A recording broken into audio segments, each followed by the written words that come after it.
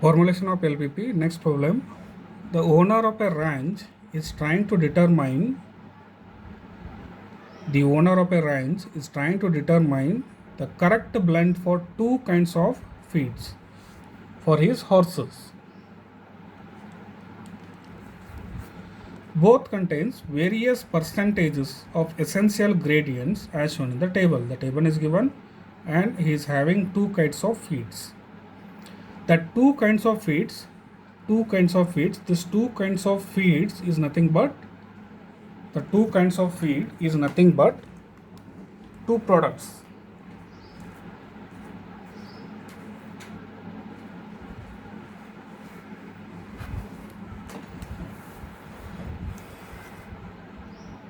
Both contains various percents of essential ingredients as shown in the table. It is the table given in the problem. This table is given in the problem. Now ingredients are nothing but A, B, C, D, where feed 1 required these percentage for respectively A, B, C, D. Feed 2 requires these percentage respectively A, B, C, D. And minimum requirement for these ingredients are given as 4, 2, 3, 6 respectively to A, B, C, D. If the feed 1 cost, as I already explained, if there is a profit, that is profit maximization of Z. If it is a cost, then it is a minimization of Z. If it is a cost, that is a minimization of Z. It cost rupees 50 per kg. And feed 2 cost rupees 30 per kg. Determine the least cost blend. Solution for this problem.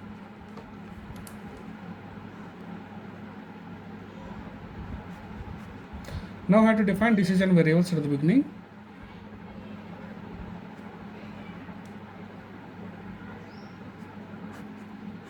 We have to define the decision variables at the beginning. Now there are two feeds, so we will define x1 quantity of feed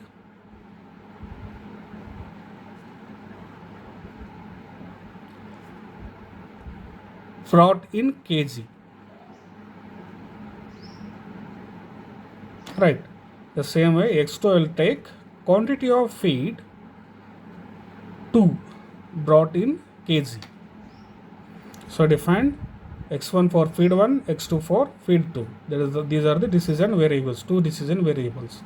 Then we will go for objective function.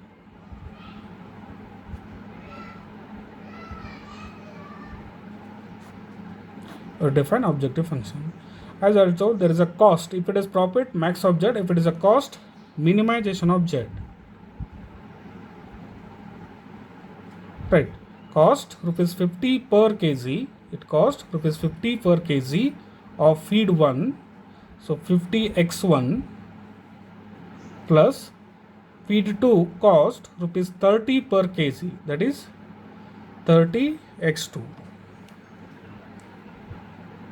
So this will become the objective function. Next we'll move on to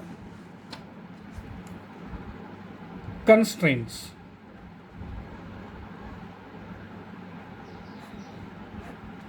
Right. These values are given in terms of percentage. Right. For A, 1 constraint, for B, 1 constraint, for C, 1 constraint, for D. There are 4 constraints we'll get in this problem. Right. First constraint, it is in percentage, we'll convert it into 40 divided by 100. Right.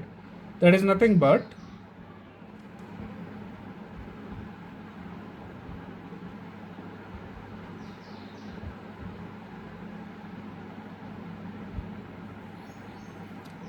0.4 x1 plus 0.2 x2. It is a minimization of Z. Because of minimization of Z, sign should be greater than equal to 4. 40 converting in terms of fraction, 40 by 100, 0.4 x1 plus 0.2 x2 greater than equal to 4. Because of minimization of Z, greater than equal to sign should be used. Next, 0.1 x1 plus 0.3 x2 greater than or equal to 2. Second constraint, 0.2 x1 plus 0.4 x2 should be greater than or equal to 3. Last one, 0.3 x1 plus 0.1 x2 greater than equal to 6. So these are the 4 constraints we'll get. Then at the last we have to write non-negativity constraint, that is x1, x2 should be greater than or equal to 0, called as non-negativity constraint. This is how we have to solve the problem of minimization Z. Next problem, a postmaster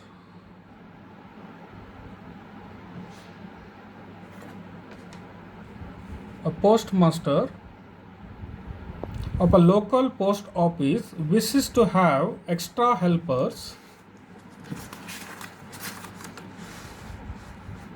A postmaster of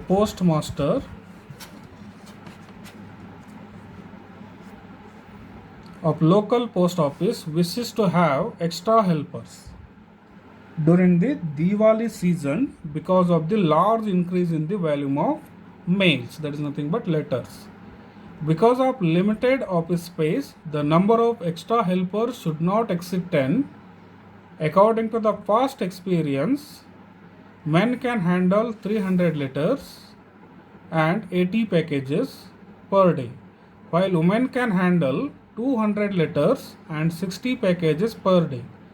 The postmaster believes that the daily volume of extra letters and packages will not be less than 4,400 and 680 respectively. A man receives rupees 100 per day and a woman receives rupees 80 per day. Formulate the above problem to keep the payoff at minimum. So minimum means it is also minimization of Z. Okay, first take the solution. We have to define how many number of variables. We'll go for solution.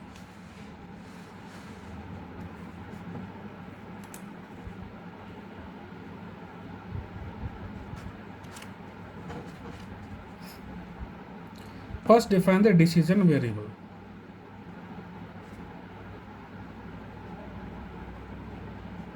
Define the decision variables. How to define the decision variables? It depends upon number of products or number of workers. The postmaster of local post office wishes to have extra helpers during the Diwali season because of the large increase in the volume of the mail handling. Because of the limited office space, the number of extra helpers should not exceed 10. According to the past experience, men can handle and women can handle. So men and women are nothing but variables here. Now we'll define the variable x1, number of men helpers,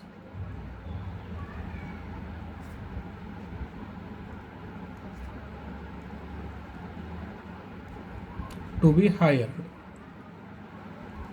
Next, x2, number of women helpers to be hired. Next, we have to define the objective function.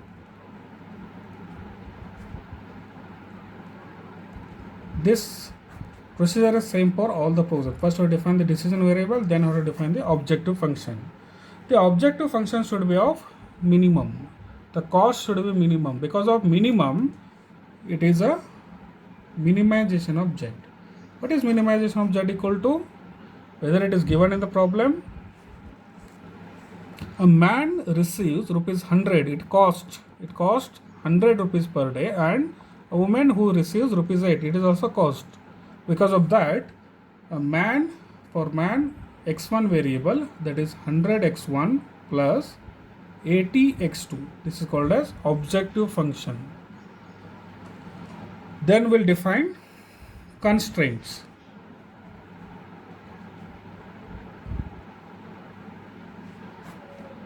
So how to make a constraints? Now what they have given? A man and women, that is handling capacity, and one side they have given letters and packages. This is how you have to form. Here what they have given, handling capacity they have given,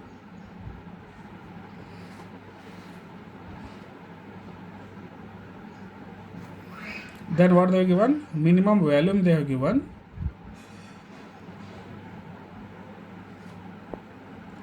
so handling capacity for men they have given and women they have given. So see here, letters packages, I will read some part.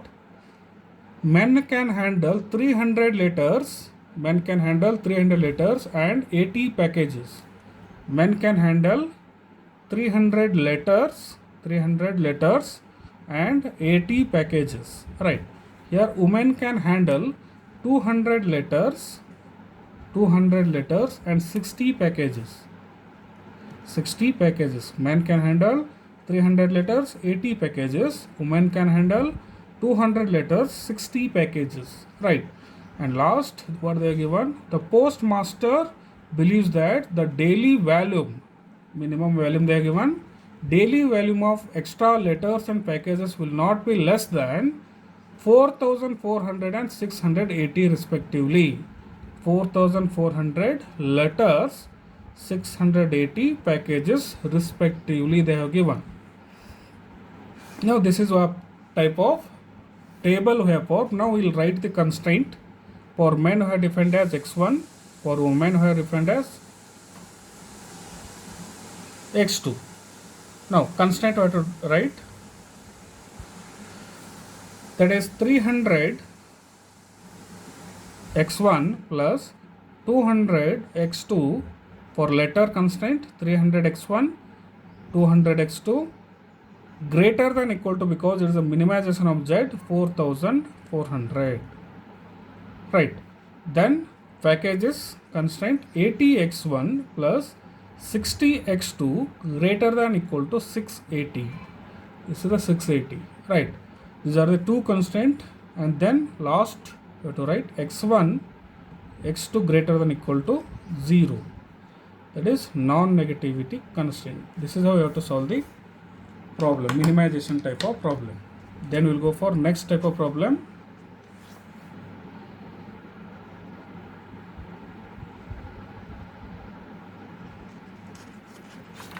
Next problem. A company produces,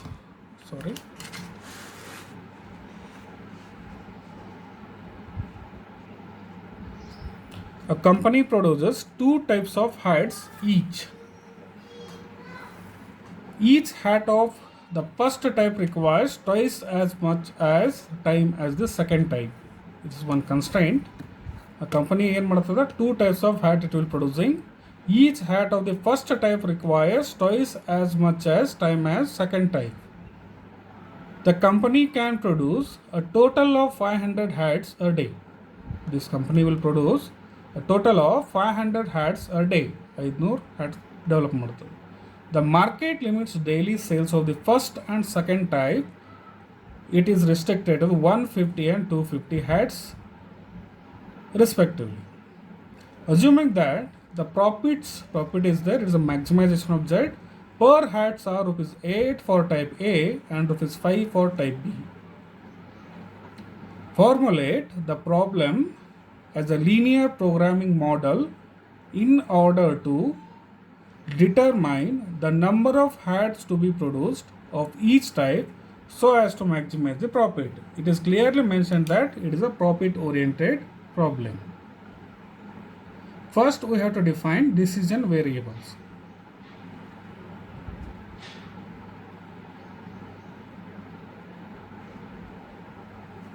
First we have to define decision variables. How many decision variables have to define? Company is producing two types of hats, that is the product. Two hats it is producing. So first I will define x1 as a variable for A type of hat, and we'll take it as B type of hat. X1 will produce A type of hat and x2 will take it as B type of hat. We are assuming that two hats, one is A type and another one is B type, or you can take it as first type, or you can write second type. There is no problem. First type and second type, it is given in the problem. Just I assumed it as type A and type B, no problem. Next, please read this sentence. Each hat of the first type requires twice as much as time as the second type. Each hat of first type requires, first type pig ಬೇಕಾಗಿದೆ. Each hat of first type requires 2x1. First, before that we'll write the objective function.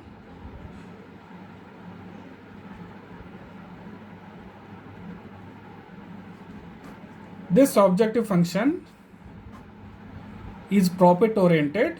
So profits per hat are, that is nothing but profit is there, max of z, that is equal to rupees 8 for type A and rupees 5 for type B. For type A it is rupees 8 x1 plus 5 x2. This is the objective function. Next we'll go for constraints.